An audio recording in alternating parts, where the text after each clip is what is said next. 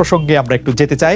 সেই প্রসঙ্গ হচ্ছে যে বিদেশ বা কূটনৈতিক সম্পর্ক। প্রথমে ভারতের সম্পর্কে বলি। জনাব মির্জা ফখরুল ইসলাম আলমগীর, আপনি কি মনে করেন যে বাংলাদেশের রাজনীতিতে কোনো গুণগত পরিবর্তন আনার জন্য, বা যদি আমরা ইমিডিয়েট যে দাবিটা আপনাদের বলছেন যে আওয়ামী লীগকে পদত্যাগ করে বা ক্ষমতা ছেড়ে দিয়ে একটি তত্ত্বাবধায়ক সরকার প্রতিষ্ঠা করে তার অধীনে নির্বাচন দেওয়ার জন্য ভারতের বিশাল ভূমিকা রয়েছে, এবং যদি মনে করেন যে ভারতের ভূমিকা রয়েছে, তাহলে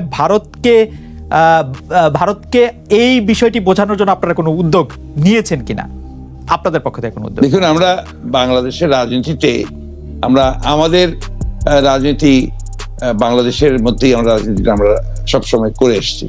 এখানে ভারতের ভূমিকা থাকবে কি থাকবে না, অন্য দেশের ভূমিকা থাকবে কি থাকবে না, এটা আমাদের কাছে খুব গুরুত্বপূর্ণ না। আমরা নিজেরা এখন আমাদের অধিকার থেকে বঞ্চিত হয়েছি। বাংলাদেশের মানুষ তার সমস্ত মৌলিক ফান্ডামেন্টাল যে ডেমোক্রেটিক রাইটস গুলো সেখান থেকে বঞ্চিত হয়েছে। এই অবস্থার প্রেক্ষিতে অন্য কোনো দেশের ব্যাপারটা আমাদের কাছে আমরা ঠিক সেইভাবে দেখি না। হ্যাঁ, ইটস এ গ্লোবাল ভিলেজ, নিঃসন্দেহে কারো কোনো আপনার জিওপলিটিক্যাল সিচুয়েশন থাকতে পারে। আমরা সেগুলো মনে করি যে আমাদের কাছে গুরুত্বপূর্ণ হচ্ছে যে মানুষ কি চায়, সেটাই হচ্ছে সবচেয়ে গুরুত্বপূর্ণ। এবং মানুষের শক্তি দিয়েই আমরা এই যে আমাদের যেটা আমরা লক্ষ্য যে আপনার ঠিক করেছি সেটা আমরা অর্জন করতে চাই। অর্থাৎ আমরা গণতন্ত্রকে ফিরিয়ে আনতে চাই, গণতন্ত্র পুনরুদ্ধার করতে চাই, সেটা জনশক্তি নিয়ে করতে চাই, জনগণকে সম্পৃক্ত করেই করতে চাই। এখানে অন্য কোনো দেশের অন্য কোনো ভূমিকা এখানে তার উপরে আমরা ডিপেন্ড করি না, নির্ভর করি না। জনাব মির্জা ফখরুল ইসলাম আলমগীর, বিএনপির পক্ষ থেকে একটি অভিযোগ যে প্রায়ই করা হয় যে আওয়ামী লীগ সরকার এখন টিকে আছে ভারতের আনুকূল্যে, এবং আওয়ামী লীগ সরকার ক্ষমতাও এসছে আসলে ভারত চেয়েছে বলে।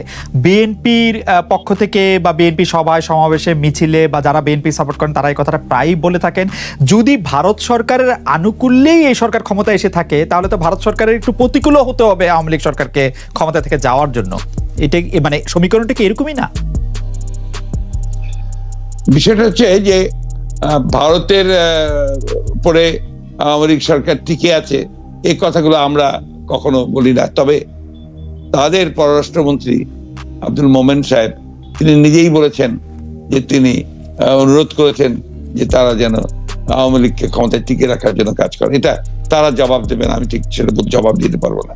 তবে আমরা যেটা মনে করি সেটা হচ্ছে যে ভারত দুর্ভাগ্যজনকভাবে এই রাষ্ট্র পরিচালনায় সম্পূর্ণ ব্যর্থ হয়েছে, এবং আপনার জনগণের যে অধিকার সেগুলোকে তারা পালন করে একদলীয় একটা শাসন ব্যবস্থা প্রতিষ্ঠা করার জন্য তারা এই দেশে একটা কর্তৃত্ববাদী সরকার প্রতিষ্ঠা করেছে, এবং একটা ফ্যাসিস্ট কায়দায় নির্যাতন নিপীড়নের মধ্য দিয়ে বিরোধী দলের যে সমস্ত ভিন্ন মত সেগুলোকে তারা দমন করতে চায়। শুধু সেটাই না, ইনফ্যাক্ট তারা বাংলাদেশের সাধারণ মানুষের যে আপনার চাওয়া যে একটা মুক্ত সমাজ, একটা স্বাধীন সমাজ, একটা গণতান্ত্রিক সমাজ, সেটাকেও তারা সম্পূর্ণভাবে ব্যর্থ করে দিচ্ছে। তো সেই ক্ষেত্রে অন্যান্য বিষয়গুলো আমাদের কাছে খুব বেশি গুরুত্বপূর্ণ না। আপনি বলতে চাচ্ছেন যে এই যে বাংলাদেশে যে এরকম একটি শাসন ব্যবস্থা চলছে তার জন্য ভারত দায়ী? না, সেটা কখনোই বলিনি আমি। না, তাহলে একেবারেই না, এই কথাটা একেবারেই না। আমি যে কথাটা, আপনি এই কথাটাকে সম্পূর্ণভাবে একটা ভিন্ন ব্যাখ্যা হয়ে যাবে। আমি যেটা বলতে চেয়েছি সেটা নিশ্চয়ই হয়তো আপনি শুনতে ভুল করে থাকবেন, আমি জানি না। যে ভারতের সঙ্গে সম্পর্কের ব্যাপারটা আমরা বলিনি, এটা বাংলাদেশের পররাষ্ট্রমন্ত্রী তিনি নিজে বলেছেন যে তাদেরকে ক্ষমতায় রাখার জন্য তারা যেন চেষ্টা করে। বিষয়টা তাদের ব্যাপার, এটা আমাদের ব্যাপার না। আমরা জনগণের শক্তির উপর বিশ্বাস করি, আমরা জনগণকে নিয়েই এই আন্দোলনে নেমেছি। আমরা মনে করি যে জনগণ তার নিজের স্বার্থে ঠিক 70 সালে, 71 সালে, 90 সালে যেভাবে জনগণকে সঙ্গে নিয়ে বিজয়গুলো অর্জন করেছিল, ঠিক একইভাবে এখনো বাংলাদেশের জনগণ তার গণতন্ত্রকে ফিরিয়ে নিতে, তার অধিকারকে আপনার পুরোপুরিভাবে ফিরে পেতে, ভোটের অধিকার ফিরে পেতে, মানবাধিকারগুলোকে রক্ষা করার জন্য, বাংলাদেশের স্বাধীনতা সমতিকে রক্ষা করার জন্য, একটা মুক্ত গণতান্ত্রিক সমাজ প্রতিষ্ঠা করার জন্য জনগণই কাজ করবে। সম্প্রতি মানে আরো একটি কূটনৈতিক প্রশ্ন, এবার একটু অন্য দেশ নিয়ে। ঢাকাস্থ বেশ কয়েকজন পশ্চিমা রাষ্ট্রদূতের সঙ্গে বিএনপির বৈঠক হয়েছে। জাপানের রাষ্ট্রদূত বাংলাদেশে আগের নির্বাচনের সমালোচনা করেছেন। প্রধানমন্ত্রী শেখ হাসিনার জাপান সফর স্থগিত হয়েছে। এগুলি বিএনপির কূটনৈতিক সাফল্য মনে করেন কিনা, সে ব্যাপারটা একটু বলবেন কিনা। আর পাশাপাশি আপনি একদম স্পষ্ট করেছেন যে ভারত, আপনি জনগণকে সাথে নিয়েই বাংলাদেশের আন্দোলন সামনে নিয়ে যেতে চান, বিএনপি যেতে চায়। ভারতের সাথে আপনাদের বৈঠক আলোচনা চলছে কিনা, হবে কিনা, সেই ব্যাপারটাও যদি একটু বলেন। প্রথমে পশ্চিমা রাষ্ট্রদূতদের সঙ্গে, তারপরে ভারতের প্রসঙ্গে যদি আবার একটু বলেন। আপনার বিদেশি মিশনগুলো তারা তাদের স্বার্থেই, তাদের কাজের রুটিন অনুযায়ী তারা কিন্তু বাংলাদেশের শুধু নয়, সব দেশেরই বিভিন্ন রাজনৈতিক দলগুলোর সঙ্গে তারা আলোচনা করে এবং তাদের পরস্পর মতামত জানতে চায়।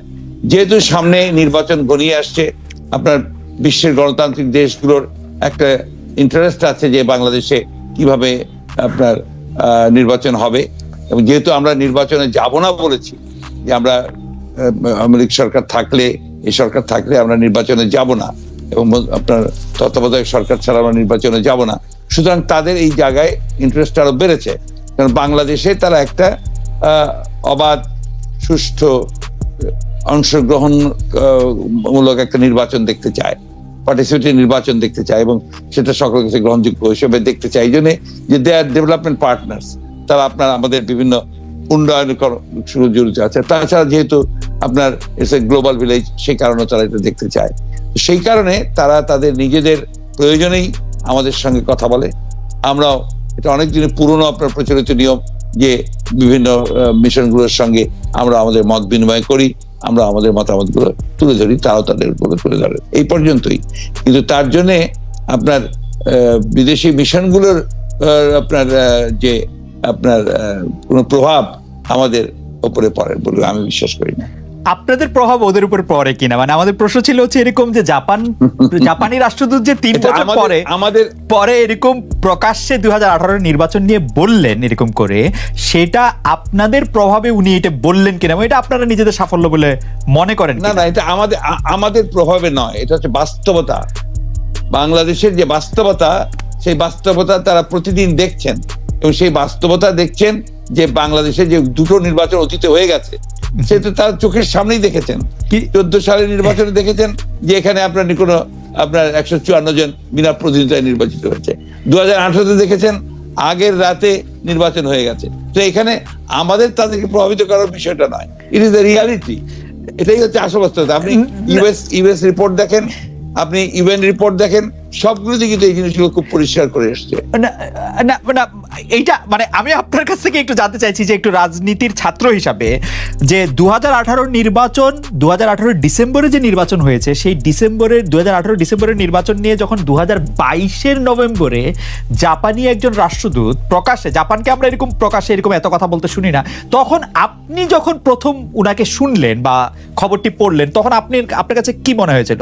আপনার কাছে কি মনে হলো যে হঠাৎ করে উনি কথা বলছেন এরকম মনে হলো, না মনে হয়েছে যে মানে 18 নিয়ে 22-এ কথা বলা?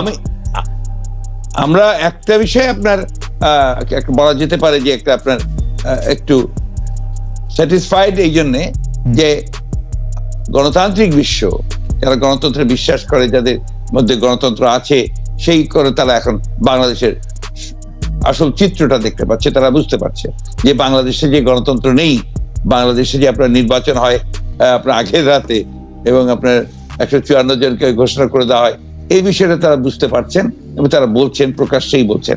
এটা নিঃসন্দেহে এই দেশের মানুষের জন্য আপনার একটু নিঃসন্দেহে একটা ইন্সপায়ারিং তো বটেই, কারণ তারা এই এত খারাপ সময়ের মধ্যে, যেখানে আপনার সরকারের দমন নীতি চলছে, মিথ্যাচার চলছে, সংবাদপত্রকে কন্ট্রোল করে আপনার সংবাদপত্রের সত্য কথা প্রকাশ করতে দেয় না, সেই ক্ষেত্রে এই ধরনের কথাগুলো যখন আসে, তখন সাধারণ মানুষকে তো সেটা কিছুটা উৎসাহিত করেই। টাইমিংটা নিয়ে আপনার মনে কোনো প্রশ্ন জেগেছে কিনা, মানে কেন 18-তেই পর বলা হলো না, কেন 19 না 20 না 21 না 22-এর শেষে এসে? এগুলো হচ্ছে যারা ডিপ্লোমেসি করেন, যারা ডিপ্লোমেসি করেন, তারা এই প্রশ্নগুলো ভালো উত্তর দিতে পারবেন। আমি মাঠকর্মী, মাঠের রাজনীতি করি, আমি সাধারণ মানুষকে নিয়ে রাজনীতি করি, আমি এই বিষয়গুলোকে আমার মানুষের মধ্যে দিয়েই দেখতে চাই। ওকে, আমি আরেকটা বিষয় আপনার একটু নজরে আনতে চাই যে নিঃসন্দেহে বাংলাদেশের রেমিটেন্সের যে মানে যে আশাটা সেটা একটু কমে গেছে, এবং আমরা দেখেছি যে অনেকে বিদেশ থেকে বা যারা আওয়ামী লীগকে পছন্দ করে না, এই সরকারকে পছন্দ করে না, তারা বলছেন যে রেমিটেন্স কম পাঠাতে, না পাঠাতে, সরকারি চ্যানেলে না পাঠাতে। আপনি কি এই ধরনের যাতে সরকার আরো বেশি অর্থনৈতিক বিপদে পড়ে, আপনি এই ধরনের কাজকে কি বলবেন? মানে এটা কি ঠিক হচ্ছে? এই ধরনের কারা করছে আমি জানি না, আই ডোন্ট নো এক্স্যাক্টলি। এই ধরনের কেউ যদি বলে থাকে আই ডোন্ট নো, এটা আমি জানি না। তবে এটা সত্যি যে আপনার যে ঘটনাগুলো ঘটছে ইতিমধ্যে, সেটা হচ্ছে যে আপনার এই রেমিটেন্সটাকে হুন্ডি করে অন্য দেশে পাঠিয়ে দেওয়া হচ্ছে, একটা চক্র সেটা করছে। এবং এটা বলা হয়ে থাকে যে সরকারের যারা সঙ্গে যুক্ত আছেন তাদের যারা মদতপুষ্ট গ্রুপ, তারাই এটা করছে, এবং তারা রেমিটেন্সটাকে তারা বাইরে এক দেশ থেকে আরেক দেশে পাঠিয়ে দেওয়ার জন্য কাজ করছেন, অর্থাৎ পাচারটা করছেন।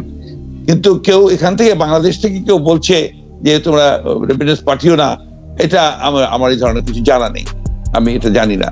আমি এই ধরনের কেউ বলে থাকলে ignorance maybe, I don't know exactly.